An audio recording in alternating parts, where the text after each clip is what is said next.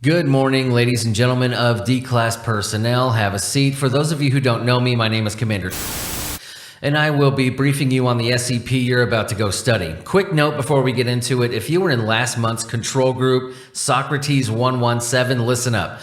A lot of you have complained of intensely itchy scalps, and we dismissed it as the cheap brand of shampoo we switched to due to budget constraints. Okay, truth time. We implanted a tiny processor about the size of a pinky nail into your skull. None of you know it's even there, thanks to the newly upgraded Class B2 amnestics, but now you do. With that out of the bag, if it starts vibrating during this briefing, let us know, because that means the processor's core is about to warm up to almost 1700 degrees due to a design flaw, so we're going to need to, go ahead and get that out of you pretty fast. You might not think I care about squat, but I can assure you that this is alarming. Not just to you, it is to me too. We're not animals, people. Those processors can still be used for something, and I don't even want to begin to describe how much of a pain in the ass it is to wash brain matter off of brushed silicon. All right, so what we're looking at today, SCP-1372, Object Class KETER. Special Containment Procedures. Armed Containment Site 70 is to be established on the island of under the guise of a UPSCOM naval installation constructed for the purpose of long-term joint maritime warfare training. 4 Arleigh Burke-class guided missile destroyers, DDGs, are to be maintained at ACS-70 with at least 2 patrolling Zone 1372 Alpha at all times. Owing to the nature of SCP-1372, it is not possible to move the anomaly to a facility for containment. Instead, the focus will be on minimizing civilian contact with the anomaly. An area extending from the anomaly to 100 kilometers east of the anomaly and from 100 kilometers south to 100 kilometers north of the south and north extents of the anomaly is to be established, designated Zone 1372 Alpha. Areas with similar dimensions but extents of 5 kilometers and 1 kilometer are also to be established, termed Zone 1372 Bravo and Zone 1372 Charlie, respectively. Satellite monitoring is to be maintained of the entirety of Zone 1372 Alpha at all times. If any ship is detected approaching the boundary of Zone 1372 Alpha, radio contact is to be attempted by ACS-70 personnel. The operator is to identify themselves as being a military officer, inform the ship that military exercises are taking place in the area, and advise the crew to alter their path to avoid Zone 1372 Alpha or to exit it as soon as humanly possible. If the ship refuses to alter its course or radio contact is impossible, crew of the nearest DDG are to intercept and block the ship's path. The crew of the ship breaching Zone 1372 Alpha are to be subdued, administered Class C amnestics, and airlifted to the nearest island. Any and all instances of SCP-1372-1 are to be engaged and scuttled at once by ACS-70 staff. Under no circumstances is any such instance to be permitted to cross the perimeter of Zone 1372 Bravo. However, ships are not to pass the boundary of Zone 1372 Charlie in the process. Ships that show signs of crew being affected by SCP-1372 are to be remotely detonated and sunk. In addition, following Incident 1372-5, no aircraft are to be permitted within Zone 1372 Charlie, including those under the control of Foundation personnel.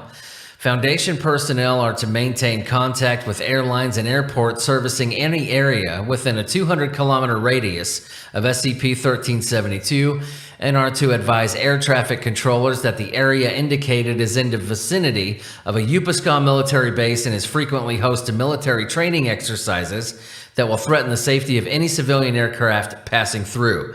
Aircraft breaching 200-kilometer line are to be contacted immediately and advised to alter course for their own safety.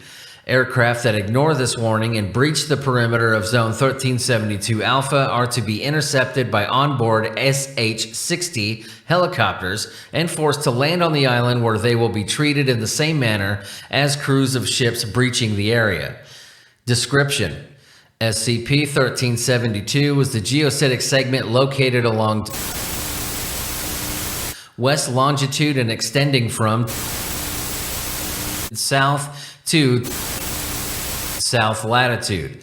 Ships crossing SCP-1372 while traveling from west to east do not suffer any ill effects, though D-Class personnel used in tests of this nature have reported a compulsion to look west, lasting approximately 6 hours, and a strong desire to turn around and sail back.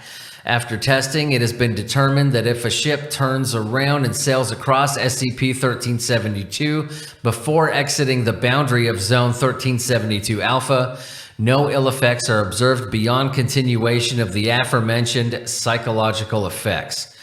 When a ship approaches SCP-1372 from the east, traveling west, observers on board the ship will observe a termination of the horizon at a closer distance to the ship directly west than in any other direction. At closer range, the horizon appears to have a physical point of termination corresponding to what observers describe as an edge of the Earth. This effect is visible from any point within Zone 1372 Alpha. Other than cognizance of the edge and a mild curiosity as to what it looks like closer up, no psychological effects are noted at this stage. Further approach increases the perception of the edge. Within Zone 1372 Bravo, subjects experience a minor compulsion to continue in spite of any perceived or communicated dangers and will resist attempts to change their course. This effect becomes more pronounced within Zone 1372 Charlie, and even after removal, subjects will attempt to build or procure a ship and continue towards SCP-1372 regardless of time of separation and in spite of all curative attempts. A small number of subjects appear to be immune to these effects, though it is currently not understood why. Any ship that crosses SCP-1372 will disappear from all forms of visual contact. GPS monitoring abruptly cuts off once the ship crosses completely. Observers report that the bow of the ship tips down upon crossing SCP-1372 and that the ship appears to descend. However, remote observation does not observe the same effects. No personnel have been successfully recovered after crossing SCP-1372, and remote probes do not appear to function properly. Thus, the nature of the area entered by ships crossing SCP-1372 is not yet fully understood. All that is currently known is inferred from analysis and eyewitness reports concerning instances of SCP-1372-1. On occasion, sailing ships will emerge from SCP-1372. These are collectively designated as SCP-1372-1. Observation of these vessels has shown that the sails are tattered or missing, and engines are corroded beyond usability. In at least 5 cases, the rudder of the ship has been observed to have been destroyed, and one instance of SCP-1372-1 was found with a large hole below the waterline. It is currently unknown how instances are able to even sail. To date, over 50 instances of SCP-1372-1 have been observed and contained by the Foundation, of which correspond to ships reported missing in the region or which were observed to cross SCP-1372 previously. When boarded, all instances of SCP-1372-1 were found to contain data expunged. Following Incident 1372-1, no attempts are to be made to communicate with any entity on board an instance of SCP-1372-1. Note: following Incident 1372-3, it is now apparent that the effects of SCP-1372 extend not only to any type of sailing vessel, but also to aircraft which cross the geocitic segment. Containment procedures will be modified accordingly. No testing of any kind involving flying vehicles may be performed on SCP-1372. Due to their heightened speed and mobility, it is highly undesirable that there are any possibility of a flying instance of SCP-1372-1 being created. Now this is, document 1372-1. Let's see here. Let me get access to this real quick. Gotta log into everything around here. All right, here we go. The following is an excerpt of the logbook of Mariner serving on the ship, redacted, translated from the writer's native Spanish. 1204. I started to get a very strange feeling today. The sea's as calm as it ever was, but I feel like we shouldn't be sailing this way. The supplies are still holding out, nothing spoiled, but I can't shake this feeling that we should be sailing west, not east. Still, there's no reason to feel that way, and we've yet to find the trading passage, so I will just keep this to myself. 1304, and just for the sake of whoever the hell has to put in these static sounds onto these tapes, I'm not going to say the year, you all know the fucking year, I've said it twice. Turns out I'm not the only one feeling this way. The captain confided the same feeling in me, and when we asked around, it seems quite a few of the other sailors say the same thing. It says it's an omen, and we're likely getting close to the edge of the earth, but the captain says to sail on. Note, based on these writings, it is presumed that on 12th of April, the ship Redacted and its companions crossed SCP-1372, 1904. We've made landfall on a small island, inhabited, though thank God it seems the inhabitants are friendly. They're damn good cartographers, too. They've got maps of the nearby islands for what seems to be 500 leagues east of here, but oddly enough, their maps never show anything to the west. Must be some sort of native religious taboo. Maybe they're supposed to regard this island as, I don't know, being closer to their gods? We've seen plenty stranger than what's on the way here. Either way, they're friendly. They've got maps of where they're heading. And most importantly, plenty of supplies. So why do I still feel like we should be sailing back west? 2204. The captain ordered a turnaround today. He claims that the food supply may have been tainted. I went below to check myself, but most of it seems to have been thrown overboard already. Not that I care all that much, when we all wanted to sail back this past week anyway. 2304. Horizon looks weird today, almost like it stops. Still sailing back west. 2504. Made landfall on the island from before. The chief looks like he was expecting us. The fleet is sailing on tonight. Luckily, the west wind seems to be in our favor. 2704. If anyone ever finds this, do not sail west from here. All those men we scoffed at were right, after all. The world is flat. I saw its edge. The captain sailed over with almost all hands on board. I and 3 others escaped attempts to restrain us and told the ship's longboat, rowing away as fast as we could, to screams of coward from the remaining hands on deck. The ship never turned, though. As soon as we watched the captain's flagship tip over the edge of the world and fall down into the gulf beyond, may God rest their souls. 3004. Rowing together, we managed to make it back to the island. The chief's taking care of us while we work out what to do next with the remaining ships here. 1205. The flagship returned today, unlooked for. The captain and his men are all aboard. We could see them from here, and we're sailing out to meet them. A man has sailed beyond the edge of the world and came back. What a glorious day for our nation of Redacted. 305. The captain was only after a fashion on board. The same goes for the crew. They're gone now. The flames took them. Today is mostly a blur. All I know is that the moment I heard the men on board the ship speak, I didn't want to understand their far-off words. I just didn't. I wanted to destroy them before they could speak again. God help me. I helped the natives do just that, and now the flagship lies just offshore. One pristine sail still fluttering in the wind. Forgive me, Captain, but I no longer want to know what you saw beyond the edge of the earth. 109. After what I saw that day, I couldn't bring myself to return to the sea. The few of us that fled the ships and the longboats as they sailed blithely over the edge into whatever the hell lies down there are the only ones who remain. With the natives' help, we were able to make our way north to Asia and slip back west over land. We'll have to invent quite a story to explain how over 200 men died, but we'll think of something. We sail at dawn for the Canary Islands. Hopefully, if we come in from the east, we can convince them that we were coming from across the Atlantic.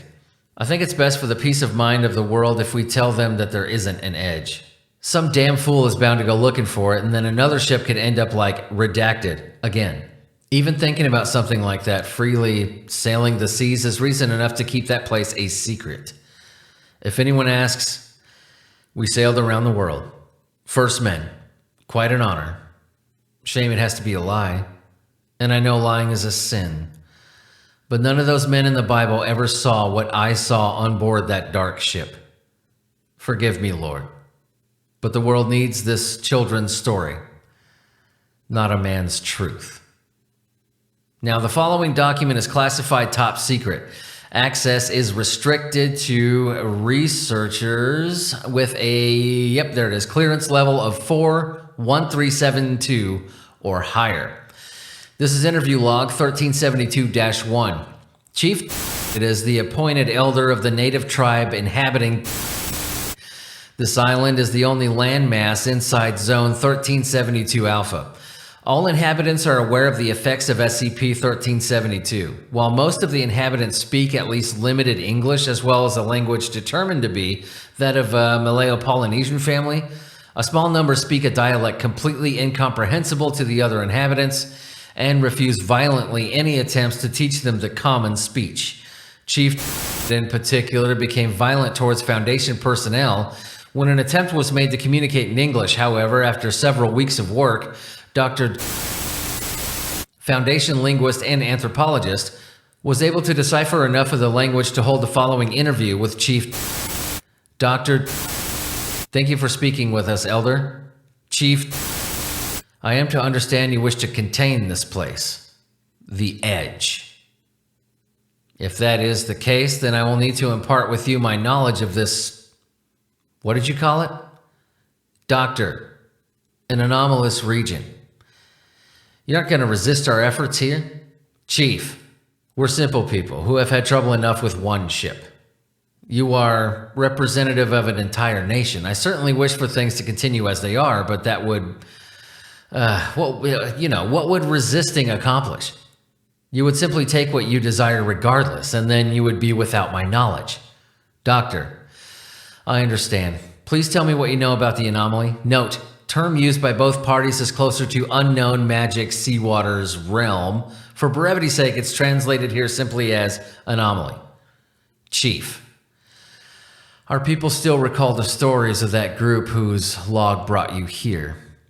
I pity what became of their captain. As you no doubt learned from the log, our maps do not show anything west of us. You know why that is now.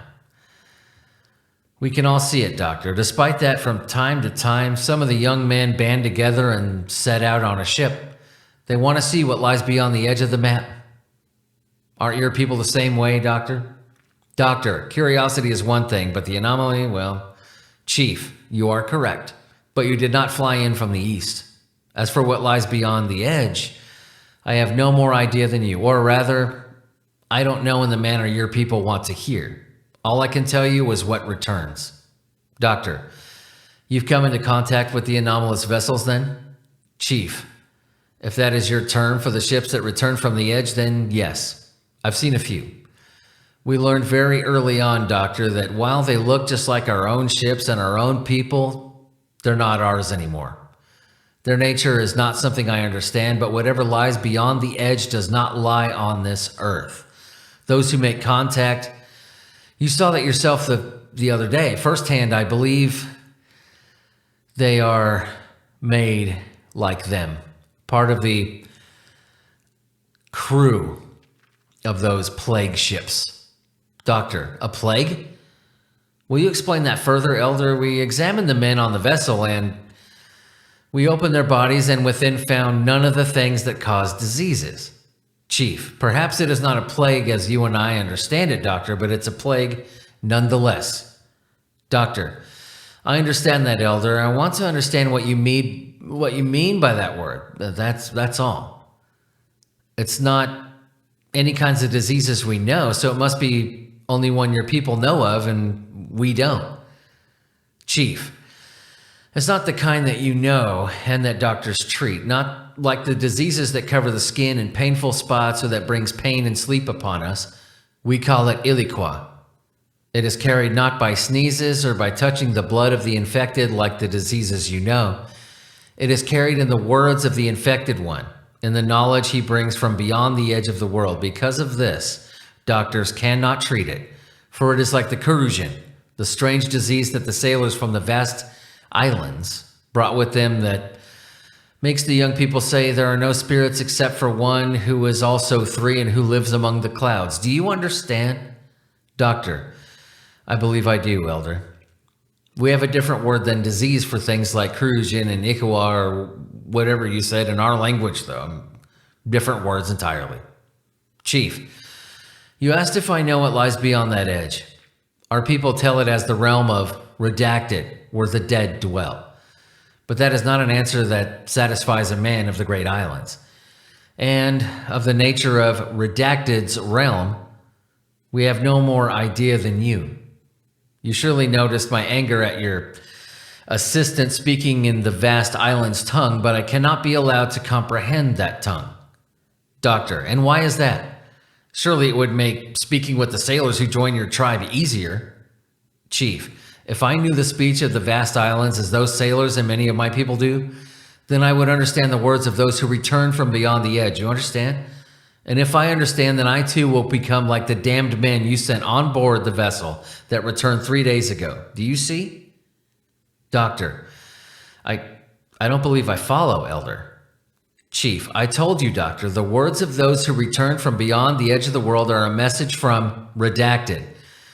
They sing his praises eternally as they sail the sea, and they speak of what you crave to know.